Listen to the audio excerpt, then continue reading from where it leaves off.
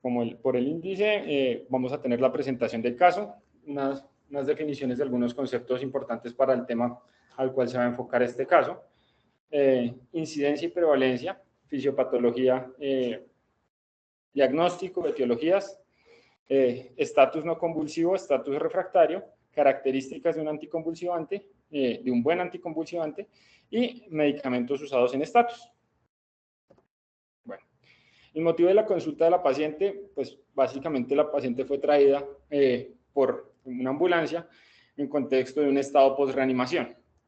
Es una paciente de sexo femenino de edad de 44 años, procedente de Bogotá, natural de Bogotá, estado civil casada, ocupación cesante, pesaba 65 kilogramos y con fecha de ingreso de 25 de abril del 2022. Entonces, enfermedad actual. Bueno, paciente ingresa a la unidad de cuidado intensivo en estado post-reanimación con requerimiento de ventilación mecánica, paciente ingresa trasladada en ambulancia, una cirugía programada para el 25 de abril, que era lipectomía más liposucción.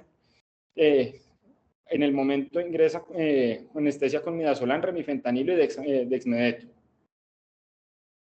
Para la cirugía se usó una peridular con fentanilo, relajación con rocuronio, infiltración local con lidocaína, y en procedimiento quirúrgico solo se alcanza a hacer realizar la infiltración del abdomen superior e inferior derecho para pues, la liposucción que ya les mencioné. A las 8:55 de la mañana presenta bradicardia severa, administran atropina y efortil. A las 8:57 realizan intubación orotraqueal.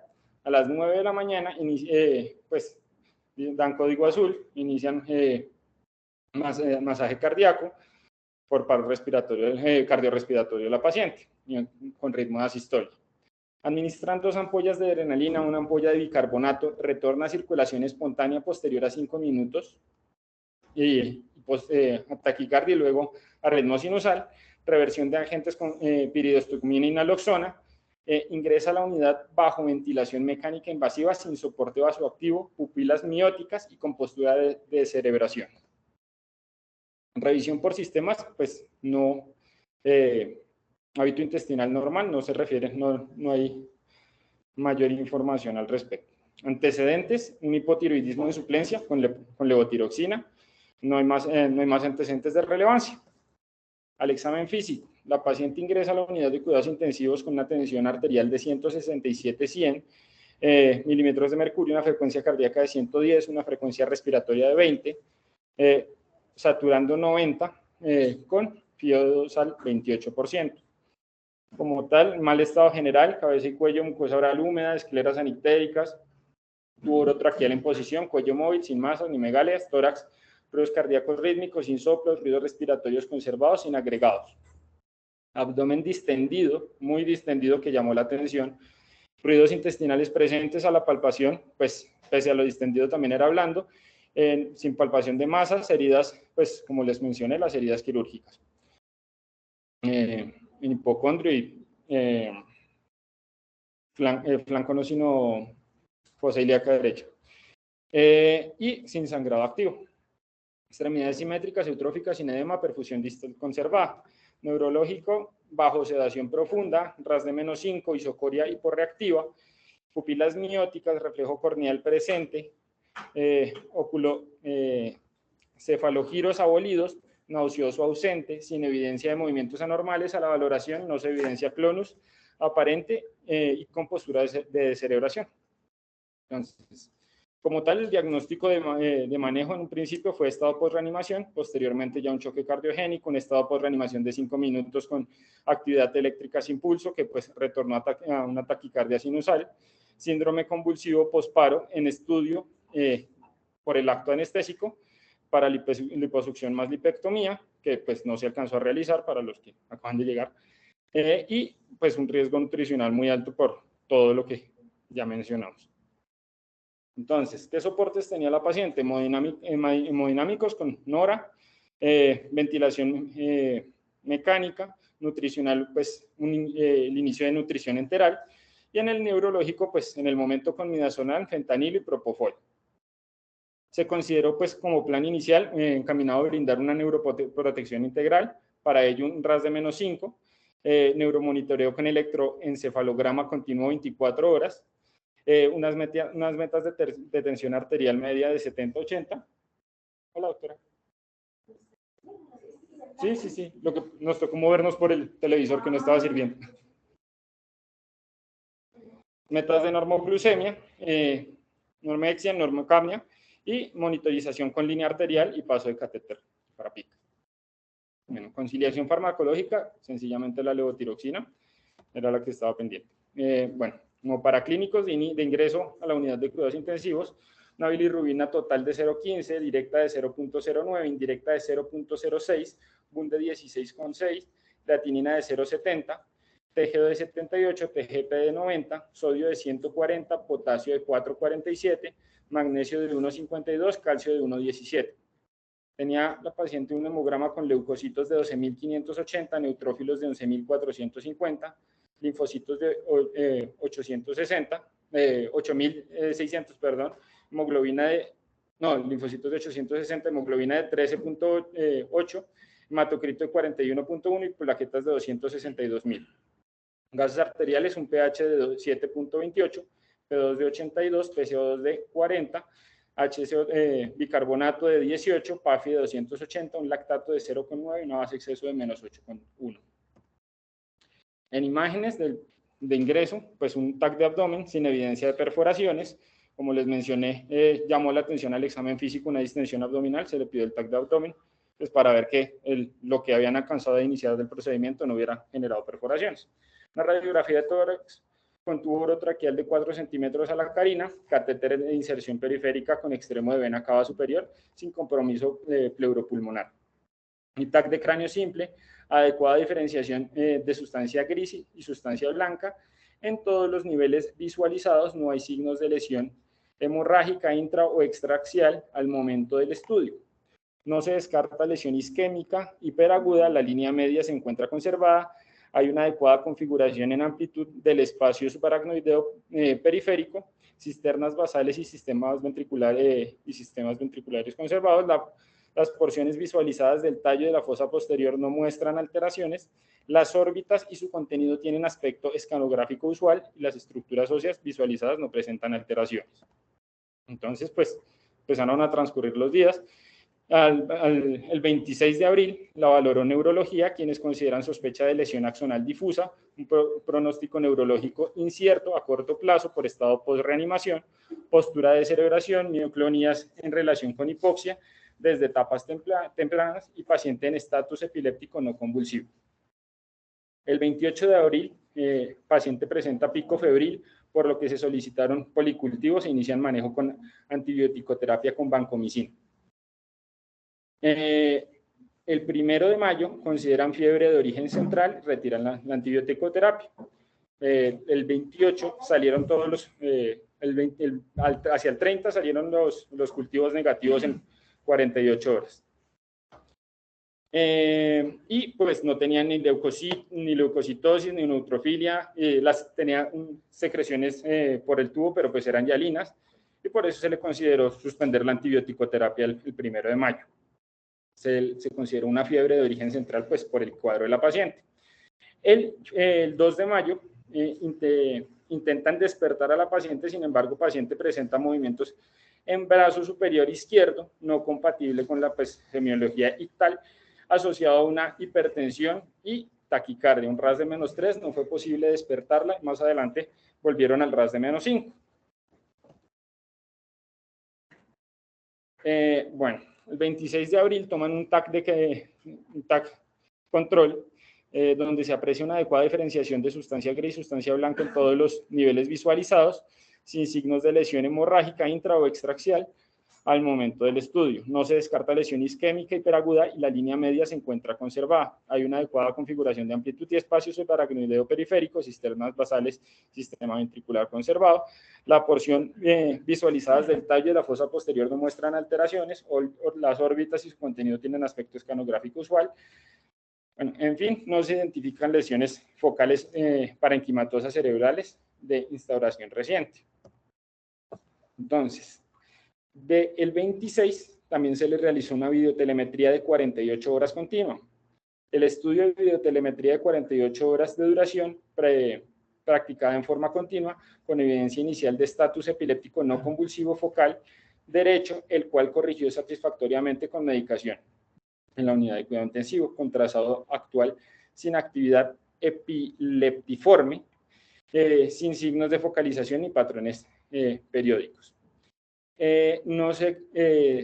Se ha considerado que en la valoración pues ahí ya la valoró una epileptóloga, y dijo pues que el estatus epiléptico no convulsivo se ha decidido el inicio de un segundo anticonvulsivante con lacosamida en bolo de 200 miligramos con dosis de mantenimiento de 100 miligramos IV cada 8 horas, esperando pues una respuesta para decidir el inicio de un coma barbitúrico probablemente con tiopental.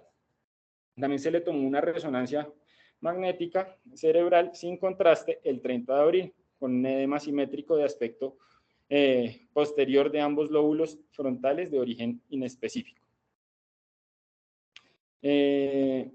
Bueno, el 30 de abril se volvió a tener un concepto de neuro, pues en paciente con pseudoanalgesia multimodal, logrando metas de RAS con fines de neuroprotección bajo sedación en un RAS de -4. Temblor fino en miembro superior izquierdo que ceden con bolo de midazolam, por lo cual se asciende dosis de midazolam, lo cual se había descendido ya para el plan de extubación, que ya habíamos mencionado. Se comentó de extubación, no sino de despertar, perdón. Se comentó con neurología y se definió continuar con neuroprotección en vista del edema cerebral y la disminución, pues, lo combativa de la paciente. El 3 de mayo consideran realización de traqueostomía en contexto de una paciente con requerimiento de ventilación mecánica sin probabilidad de pronta extubación, así como también consideran la gastrostomía. El 4 de mayo, paciente nuevamente presenta estatus epiléptico, por lo que consideran estatus suprarrefractario, al parecer secundario a encefalopatía hipóxico-isquémica, y optimizan manejo con anticonvulsivante con fenobarbital, 20 miligramos por kilo de carga, continuar a 10 cada 12, y la lacosamida 200, 100, 200, y se suspende el lorazepam. Buenos días. Bueno, el 6 de mayo iniciaron nutrición cetogénica. Entonces, el 9 de mayo, paciente nuevamente presenta picos febriles persistentes con cultivos negativos y únicamente un gran de orina, pues, un gram con bacilos gram negativos.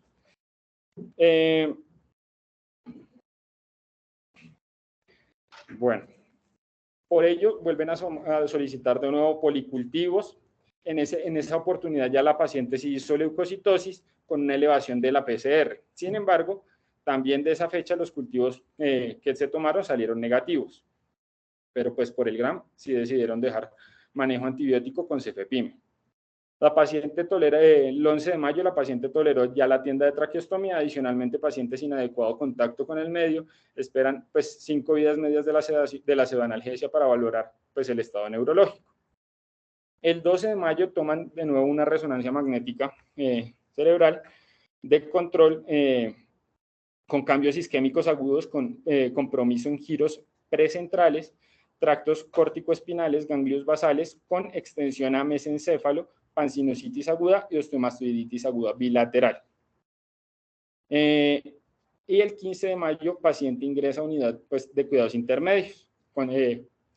Ya habían iniciado el antibiótico, estaba con cefepime banco, pues deciden continuar el antibiótico. Y neurología no descarta un síndrome de enclaustramiento asociado a la lesión mesencefálica. El 19 de agosto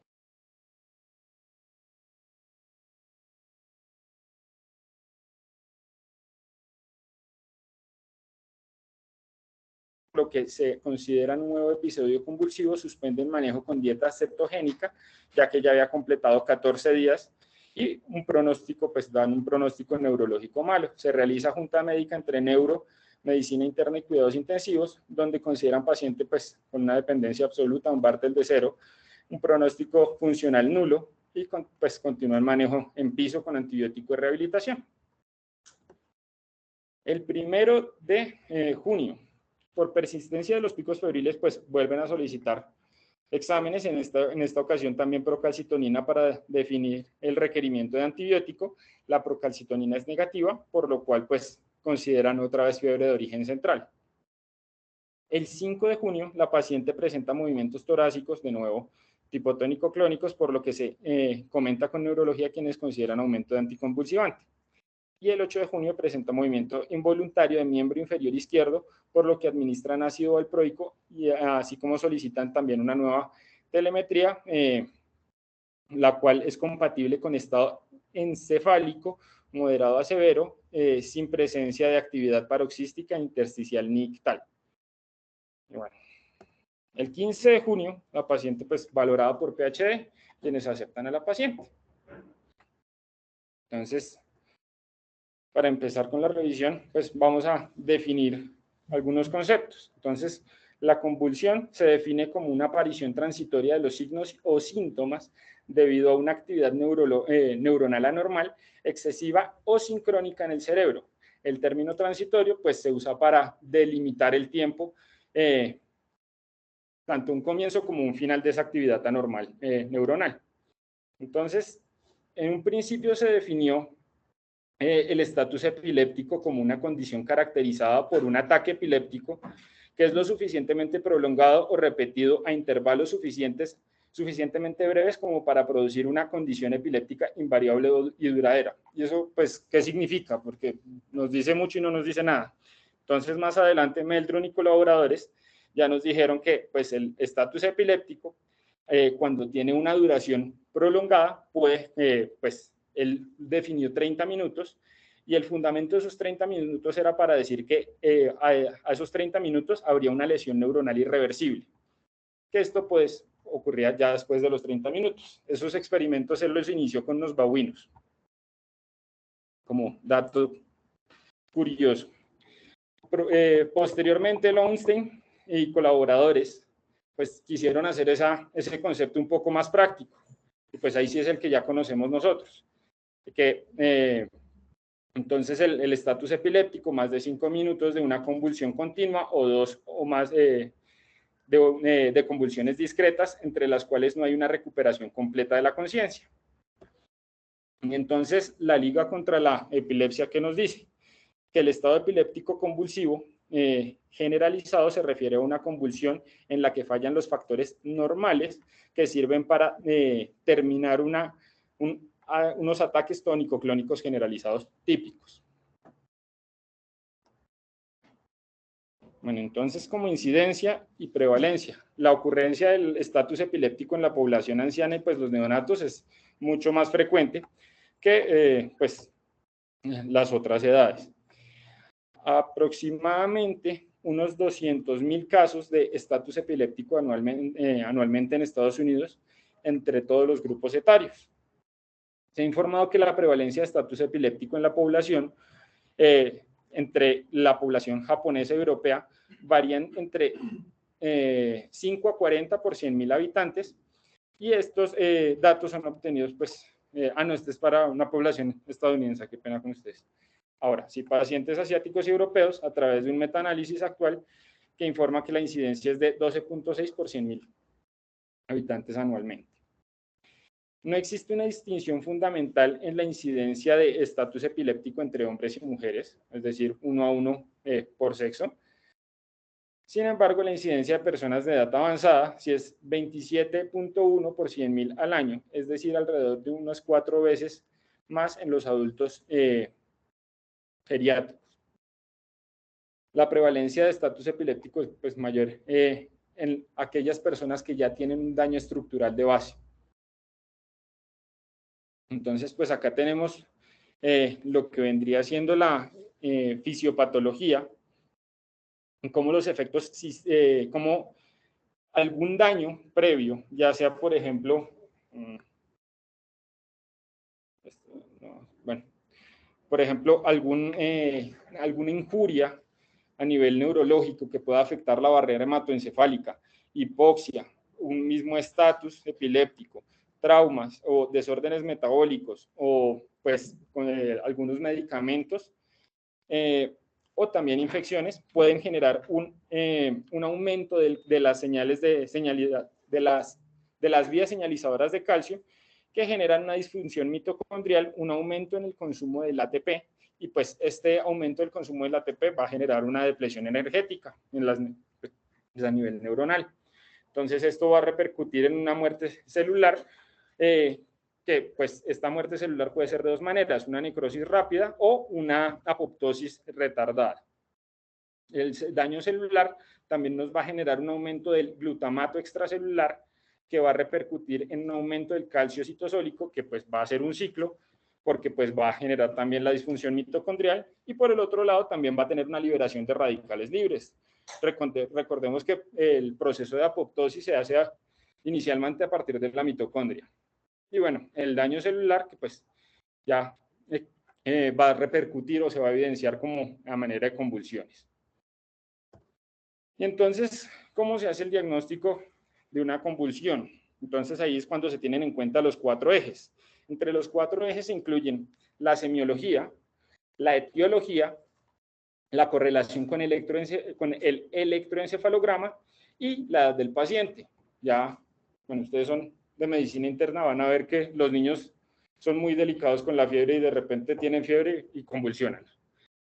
Entonces, es muy distinto porque pues a nosotros no nos sucede. Entonces, en un principio, con respecto a la semiología. Entonces, pues, ¿cómo es la convulsión?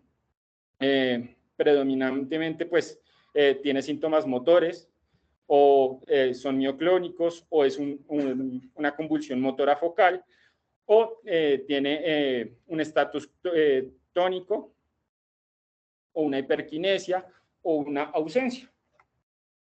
Entonces, pues, por eso la importancia de la semiología. Y que se va a correlacionar ya sea con la correlación con el electroencefalograma y con la clínica. Que pues acá, agudo, que causas agudas, intoxicación, ACVs, encefalitis, remotas, el paciente que se golpeó y pues a las 2 semanas resulta que tiene un hematoma, entonces resulta que tenía un hematoma y por eso convulsionó, entonces postraumáticas, postencefalitis también y post-ACV, porque pues ya tienen un cambio estructural. Progresivas, CEAS, enfermedad de Lafora, que es una enfermedad autosómica recesiva, en la cual tienden a hacer convulsiones y bueno, algunos otros síndromes y pues la que nunca se sabe, entonces que queda como causa criptogénica. La correlación con el electroencefalograma, entonces la ubicación, si es generalizado, lateralizado, independiente lateral o multifocal, el nombre del patrón, si es de descargas periódicas, como es la delta del ritmo o la actividad pico, la morfología de las ondas, nitidez, el número de las fases de las ondas, que pues, por ejemplo, la morfología trifásica, amplitud absoluta o relativa, la polaridad, características relacionadas con el tiempo, la frecuencia, la duración, el inicio gradual o repentino, la dinámica evolutiva o fluctuante o estática, y la modulación, que si es inducido por un estímulo o si es espontáneo. Y como lo mencionamos, la edad, donde pues se separan los grupos etarios, neonatos de 0 a 30 días, infantes de 1 mes a 2 años, pues ya niños de 2 a 12, adolescentes y ya adultos, adultos de 12 a 59 y pues ya el adulto mayor de 60. Entonces, al momento de tener una convulsión hay que diferenciar, bueno, 1, la semiología y 2, según la semiología, diferenciar 2 tiempos. A nosotros nos dijeron para recordar más fácilmente por encima de 5 minutos, que ya se está acercando a los 5 minutos, ya es un estatus epiléptico. Pero ese primer tiempo aplica con el estatus epiléptico tónico-clónico. Con el estatus epiléptico focal no se tienen en cuenta 5 minutos, sino 10 minutos. Eso es simplemente para decir el paciente va a hacer un estatus epiléptico. Y el segundo tiempo ya nos habla de un daño axonal, que pues en el caso del estatus epiléptico tónico-clónico son 30 minutos y en el caso del estatus epiléptico focal van a ser 60 minutos. Con respecto a las ausencias, digamos que se habla de que va a ser un estatus con unos 10 a 15 minutos que haya estado así, pero no se sabe al cuánto tiempo se genera el daño neuronal. Entonces, como etiologías, pues los factores causales significativos de la epilepsia de un paciente pueden ser pues distintos, como los ataques cerebrales, cualquier cosa que pueda afectar la barrera hematoencefálica, la hipoxia, los trastornos metabólicos, y pues por ejemplo los trastornos de ansiedad, drogas, etcétera, también pueden influenciar. Entonces, y pues ciertas circunstancias interrumpen la estabilidad de un cerebro sano y provocan esta excitabilidad y una actividad convulsiva. Entonces, pues tenemos que un cerebro con unos niveles normales de iones, como el caso de un paciente, bueno, con unos niveles anormales de iones, como es el caso de un paciente con hiponatremia, como resultado de la pérdida del gradiente electroquímico, puede generar un cambio en esas membranas y pues eso va a afectar la estabilidad neuronal y va a generar probablemente una convulsión. Entonces, ¿qué características farmacocinéticas idealmente debería tener un fármaco antiepiléptico? Bueno, entonces debería tener una absorción rápida por la administración de la vía oral. Vamos a ver que, curiosamente, los fármacos anticonvulsivantes son casi que el fármaco ideal. Se absorbe el 100%, casi que como si fuera un IV.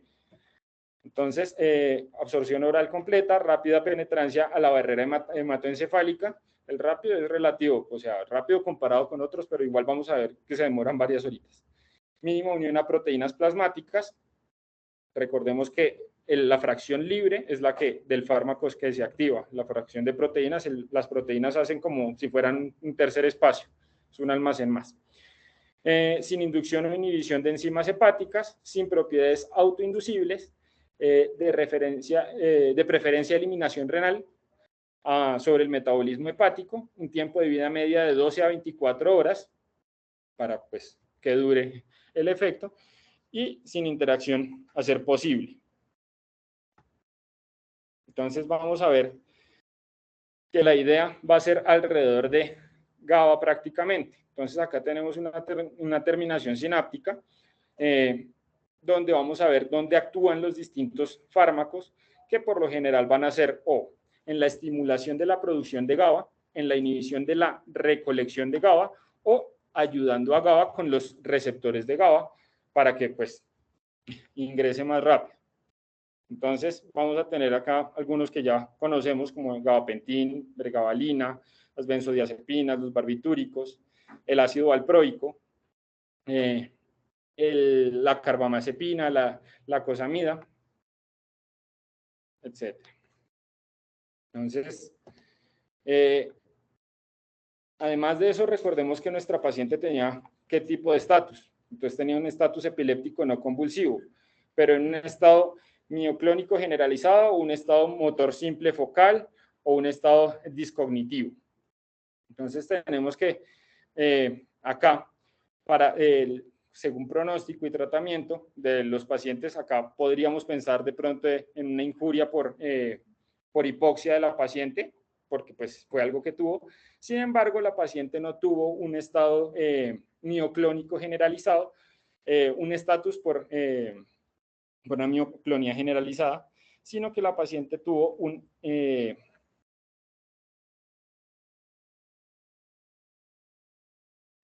focal simple, donde pues vamos a ver que también otras etiologías pueden ser el ACV, la trombosis venosa, hemorragias, etc. Y vamos a ver que el manejo inicialmente va a ser con una benzodiazepina, como puede ser diazepam en razón de 10 miligramos IV o lorazepam, ambas benzodiazepinas, que pues sí vamos a ver que si el paciente no responde, pues se le da al menos un día de chance para que responda, ¿no? O bueno, dependiendo del estatus, si no para en ese momento, probablemente toque agregar otro medicamento. Acá en este artículo, que ya es algo viejito desde el 2015, aconsejan iniciar ácido valproico. Posterior al ácido valproico dicen cirugía, entonces ya vamos a ver que más adelante dijeron que cirugía no, que se puede dar anestesia y pues la cirugía y las terapias de electroshock son más como paliativas. Bueno, el tipo de estatus epiléptico que perdura después de los fármacos de primera y segunda línea se va a conocer como un estatus epiléptico refractario. El porcentaje de este estatus epiléptico refractario en los casos de estatus epiléptico es del 29 al 43%. Y la actividad convulsiva que continúa a pesar de la terapia anestésica o que pese a que a la repetición que hay una continuación de la actividad convulsiva pese a la interrupción de la anestesia, es decir, dimos anestesia, terminamos de dar la anestesia y continúa con su convulsión, pues se va a conocer como un estatus epiléptico superrefractario. Y el porcentaje de estos casos pues es del 12 al 26% más o menos. Y entonces ahí en ese caso, ¿qué se hace? Bueno, como lo venía comentando, tenemos unos medicamentos de primera línea, segunda línea, tercera línea y cuarta línea. Entonces, lo ideal es que la convulsión pare en la primera línea, que pues idealmente van a ser benzodiazepinas en un principio.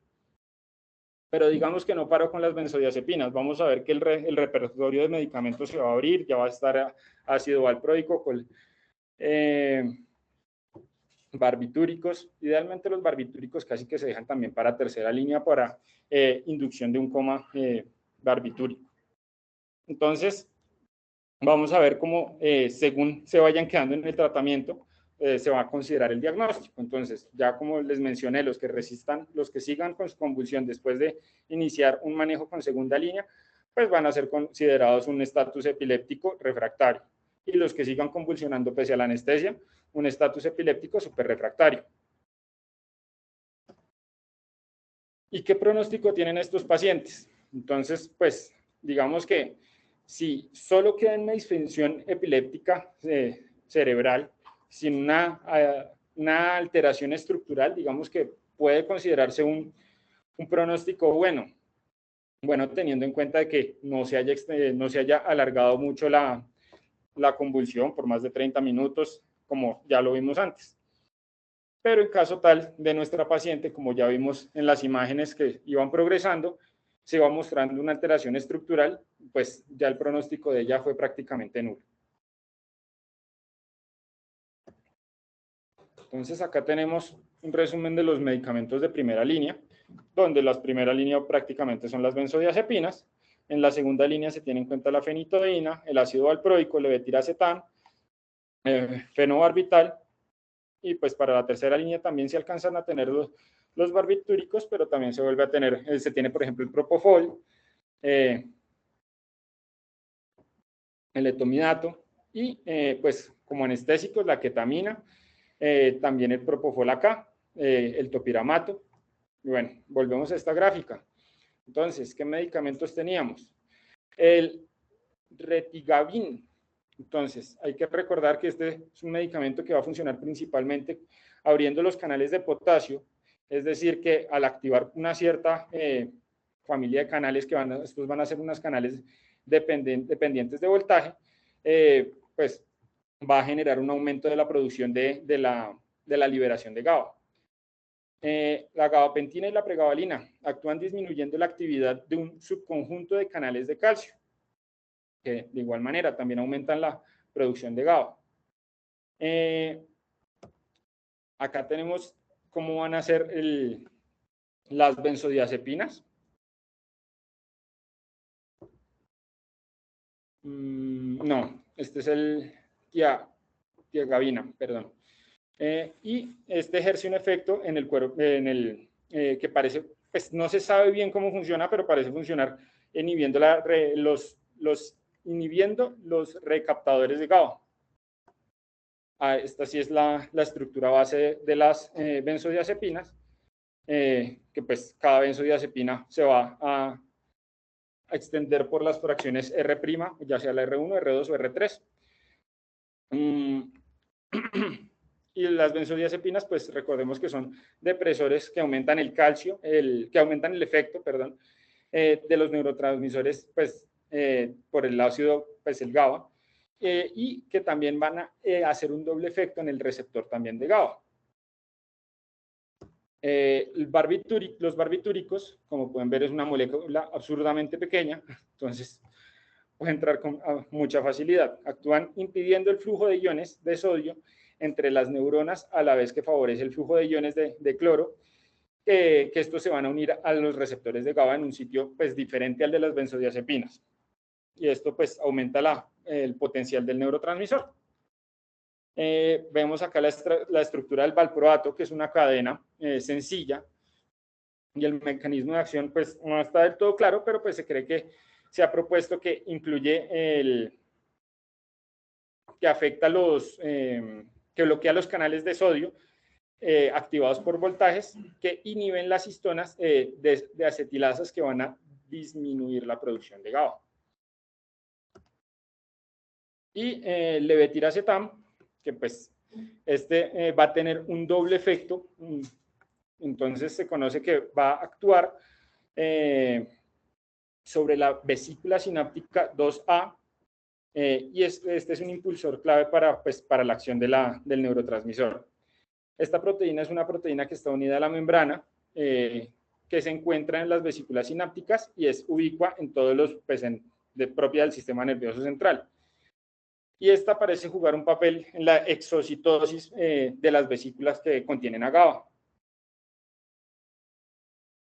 Acá vamos a ver la cosamida, que es uno de los más nuevitos, y se propone que, pues, aunque no se conoce bien tampoco cómo funciona, se propone la inhibición de los canales de sodio, y esto puede generar analgesia, pero también puede ser selectiva hacia los inhibidores de las neuronas despolarizantes y en lugar de las neuronas con potencial de reposo normales.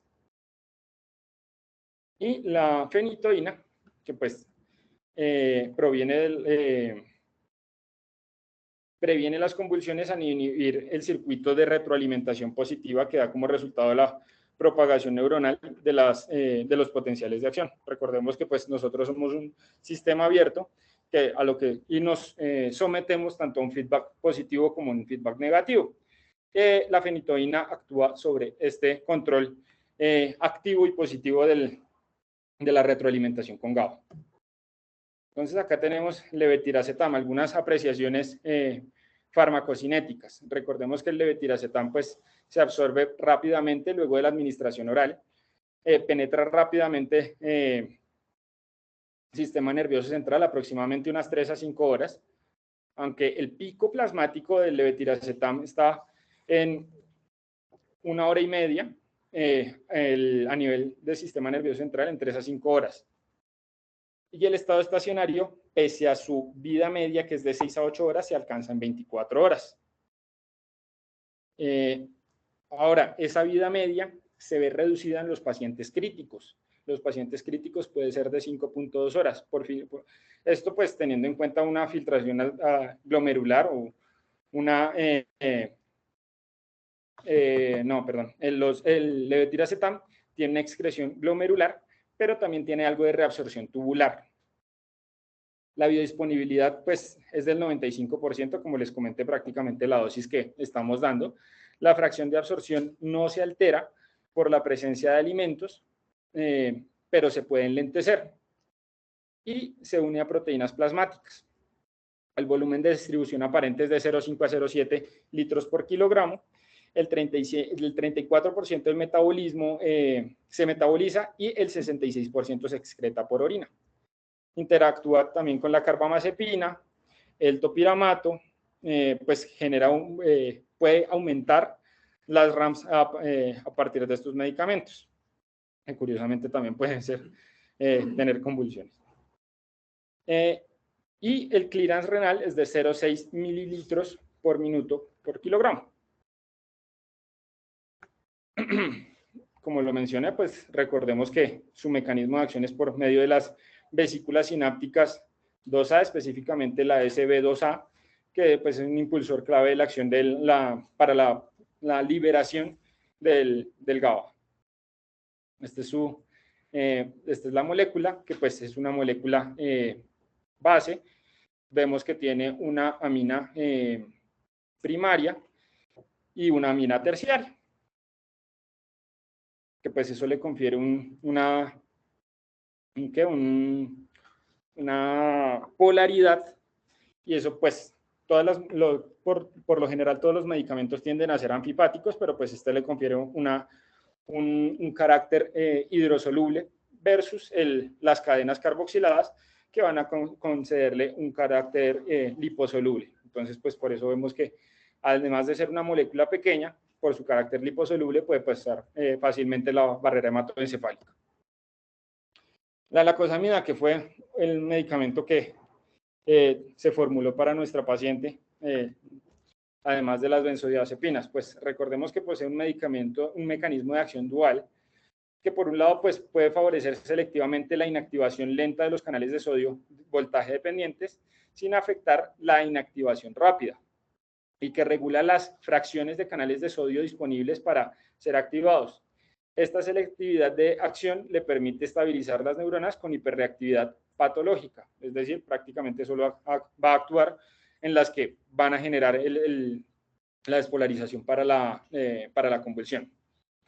Y por otro lado, la actividad de la proteína mediadora de la respuesta colapsina, involucrada en la diferenciación neuronal y en la polarización, pues va a actuar también acá la lacosamida.